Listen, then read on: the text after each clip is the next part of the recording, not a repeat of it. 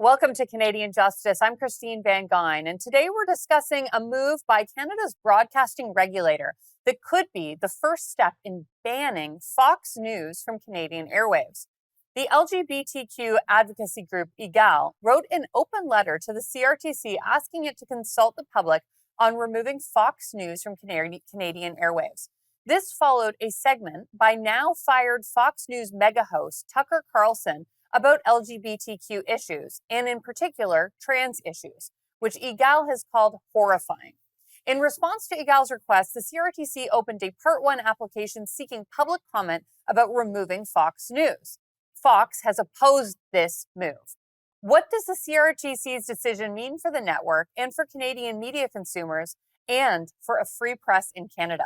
What are the limits on foreign news in Canada, and what would banning Fox News mean when Chinese communist government-controlled media remains on our airwaves?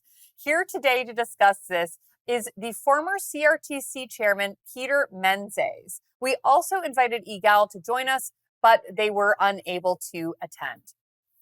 Thank you so much, Peter, for joining today. Now, I've given a high-level description of what has happened with this application to ban Fox News. What can you add to that description of the process? It's a brand new process in terms of for Fox. It's something that it's a path the CRTC hasn't really gone down before, and it was a door that was unfortunately opened last year by the Heritage Minister, Pablo Rodriguez, when he directed the CRTC to look into RT, better known as Russia TV, following the invasion of Ukraine. This is an area that the CRTC has really tried to avoid throughout its history. But Pablo pushed, and they responded very quickly, and they made a decision within 2 weeks. They have to make the decision independently, but they were asked to consider it by the Heritage Minister, so they were pretty much told to do it. Just to clarify, RT is I would differentiate from Fox News. RT is very closely associated with the government in Russia. Is that correct? Oh, absolutely. Absolutely. Yeah, no, I mean, they're very different in that regard, except they're both in the same category for the CRTC as being unlicensed foreign services, but they're approved for carriage on cable. So they don't operate under a CRTC license, but the CRTC allows for them to be carried by cable companies in Canada. So what's happening next in this process? The CRTC's asked for public comment. Now, what stage are we at? Well, what will happen is the CRTC staff will gather all the public comments, pro and against, do their own analysis, and come up with a recommendation to take before the commission. The commission's composed of 9 people, a chair, 2 vice chairs. I was a vice chair, by the way, and 6 regional commissioners. They will then consider that. They will accept staff's recommendation, or they won't.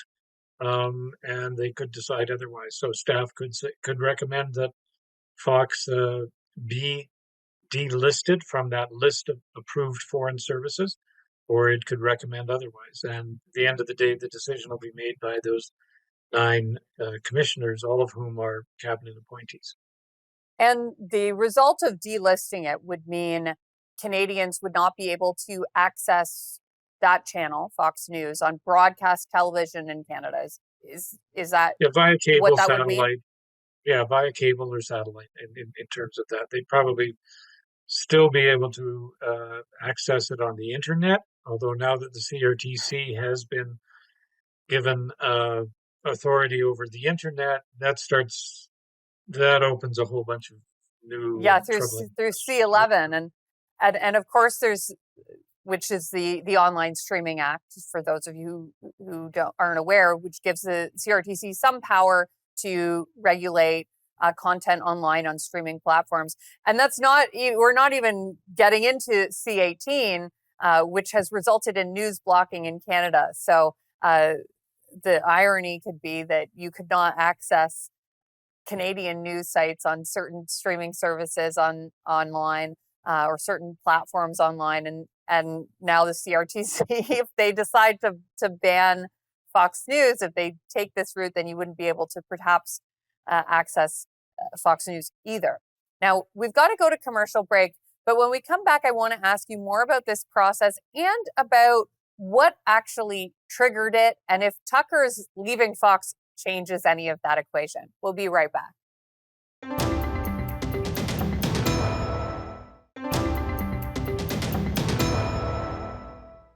Welcome back to Canadian Justice, where we are discussing a process, a CRTC process that could result in Fox News being banned from Canadian airwaves. And this challenge to Fox News' status was brought to the CRTC by LGBTQ group EGAL. Now, let's talk about what prompted this. This was in response to a segment on Tucker Carlson, a show which has, by the way, now been canceled. Does the cancellation of the show change any of the equation? But before that, what can you tell me about the comments themselves that triggered this? And like, we don't have to give our opinion on Tucker or on his comments. I'm just curious what led to EGAL making this complaint. Sure. The comments that Tucker Carlson were making were within the context of the assault on or the murders at a Christian school, and sort of coinciding with the trans, and I stand to be corrected on the day, but it's Day of Action, Day of Rage, something like that. And Carlson put them two together and was being critical. He was very careful, I thought, to be saying some members of the trans community. He used the word some 2 or 3 times, which is, something that your lawyer would tell you to do when you're doing these sorts of things. But that's what came about. And then EGAL looked at that and they said, this is outrageous. He's saying that trans people hate Christians and et cetera, et cetera. And he's putting this all together. And this amounts to abusive comment, to use the sort of CRTC phrase, which is what it had used in the banning of RT. And then filed its complaint with the CRTC and said, well, this is abusive. You've got directions to give us to keep us in mind in terms of protection. And so you should delist Fox News from your list of approved foreign services. Yeah, so I think one of the things that they've argued is that foreign broadcasters in Canada are held to the same standard as Canadian channels, which forbids this abusive comment. Now, we can debate whether or not these comments in particular rose to the level of abusive comment, but I'm more interested in how the CRTC makes that determination, because the term abusive comment to me seems quite inherently squishy. It seems subjective. How do they make a decision about what constitutes abusive content in a way that is consistent with our charter guaranteed rights to freedom of expression and freedom of the press? Well, here's where it gets really tricky, okay? So I'll try to summarize this as best I can. Traditionally, the CRTC, under the Broadcasting Act, is instructed to make sure that the broadcasting is of good standard or high standard. I believe good standard is the phrase, which is very subjective. But it's within the context of the fact that traditional broadcast licenses were transactional, right? The spectrum, the airwaves are a crown asset. If you wanted to use them, you applied to use them, and the government through the CRTC said, here's the rules. We expect you to conduct yourself, no abusive comment, no hate speech, that sort of stuff. So you do that. With the CRTC being in charge of the internet, that's quite different because it's impositional, not transactional. So there aren't two people haven't agreed to the rules. So when it comes to I'm just doing that when it comes to the approved foreign services, they have never agreed to the rules, right? They just get picked up and carried, right? And the cable companies carry them. So there's been no transaction, no prior discussion. However, when the CRTC made its decision on RT, it decided to apply the rules, the transactional rules that it used under abusive comment to the foreign services. So you're applying a set of rules to somebody that somebody hasn't agreed to. So that's how crazy and complicated this sort of thing can get. So, but once you do that, that's where Pablo Rodriguez and the CRTC, with the RT decision, opened the door. They should have just dealt with RT as a sanction and just had it delisted as a sanction. Especially since it's government affiliated, right? I think I can see clearly how it could fall under a sanctions list. Yeah, it's government affiliated. But at the same time, it's been more than 3.5 years since they've sat on and done nothing about a complaint with CCTV, which is Chinese state television. Now, just in about 30 seconds, Tucker's gone. Does that change anything in this application? It'll change something if the CRTC wants to change it. I mean, frankly, the easy move right now for the CRTC is just for the commission to take a look at it and say, you know what, Mm-hmm. the guy's moved Right, on. right, We'll just consider the issue moot. right. And Yeah, and I think that and then that is what Fox has argued as well. I think that they might be making that exact case. yes. We've got to go to break now, but we will be right back.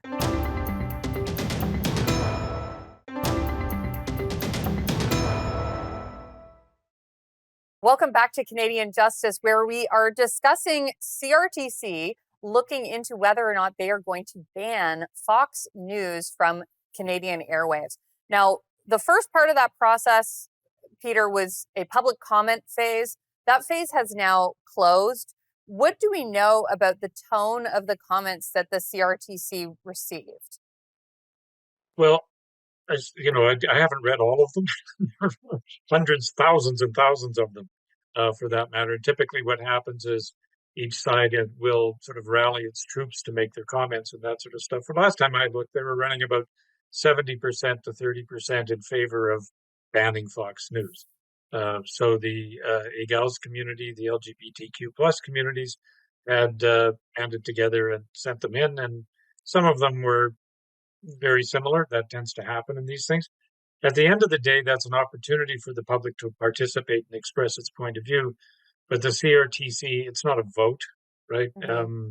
Will make its decision based on the best arguments presented before it, not necessarily the most arguments presented one way or the other. Yeah, I mean, from my perspective as a anti-censorship type person, is the vote that you get and whether or not you want Fox News is whether or not you subscribe to it as a part of your cable package.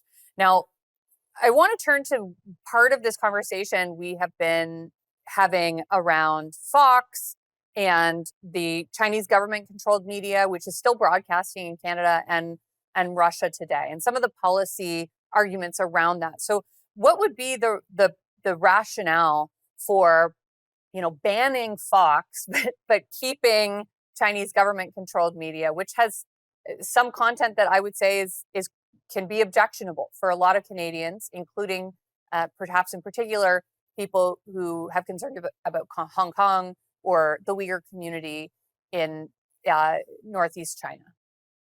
No, there would be no rationale to a decision, to a decision like that. In my view, I mean, it would just be a decision because we don't like Fox News and we're afraid of China.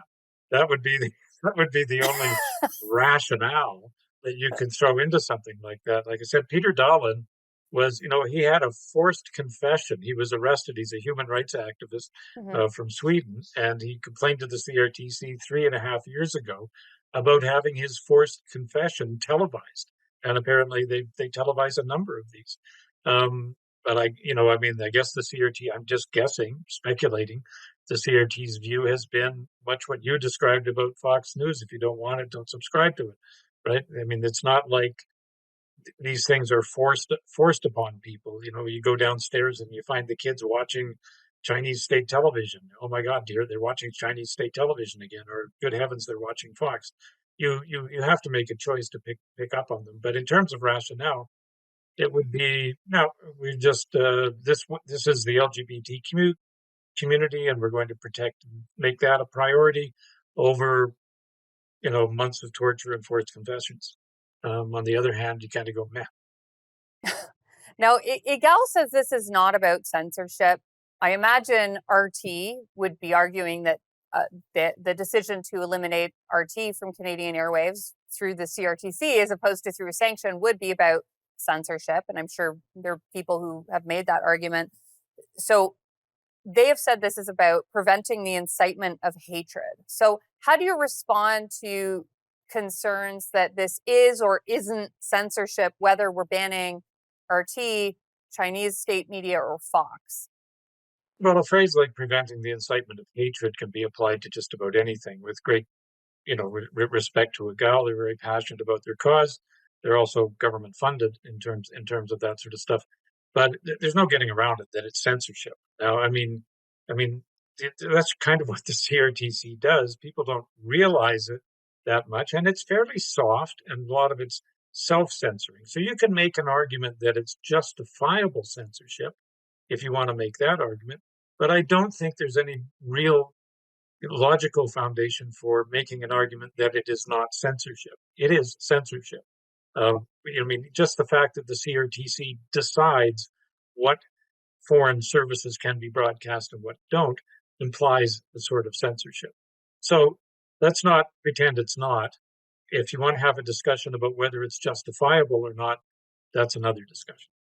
Yeah, absolutely. And as we talked about in the first segment, these are very different outlets, right? Government controlled versus non-government controlled news outlets. Now we've got to go to commercial break, but when we come back, I want to talk about what recourse may exist if CRTC ultimately does decide they want Fox News gone. We will be right back.